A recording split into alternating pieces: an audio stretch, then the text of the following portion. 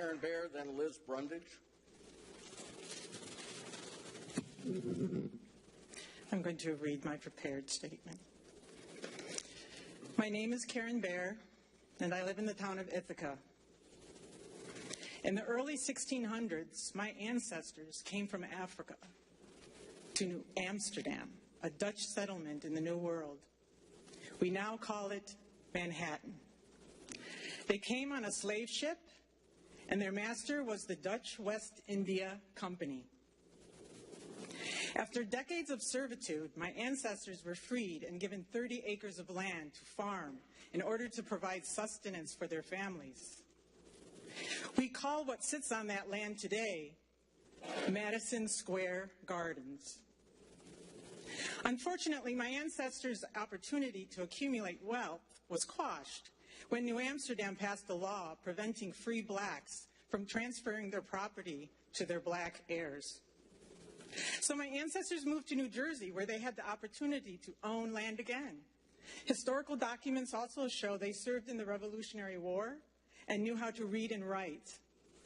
But eventually, the state of New Jersey made it unlawful for free blacks to own land, and my ancestors' opportunities again came to a halt.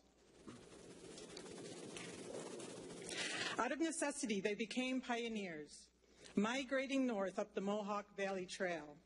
Along the way, they became the first people of color to help found Seventh-day Baptist churches in New York State. Tragically, however, by the mid-19th century, my ancestors no longer owned land. Census data described them as laborers and paupers and unable to read and write. Many served or died fighting for Union forces during the Civil War. I tell you this story because it is also my story. In September of 2013, I came to Tompkins County after being given the opportunity to be the Director of Human Rights. Doing human rights work has been my life, and I have done it well. And nothing that is said by others behind closed doors to besmirch my character or question my abilities changes that. And I believe that my efforts and the work of the Office of Human Rights will live on regardless of the systemic attempts to render OHR staff and their work invisible. True story. On May 16, 2017, Xavier, OHR's African-American paralegal aide, and I presented the office's new safe space training video to the Tompkins County Legislature. Prior to the showing the video, we shared with legislators 6 or 7 other LGBTQ initiatives OHR had been engaged in during the year. For nearly 30 minutes, we sat in these chambers to showcase our good work. So you may be shocked to know that if you visit the county website to look up the legislature's official approved minutes of that meeting, you will not see one mention of OHR's presentation, our achievements, or any indication that Xavier and I were present at that meeting. My story and those of my ancestors are not isolated ones. In many ways, it has become the never-ending story of racism in America. And I dare say, as I look around the room, that there are many similar stories to be told.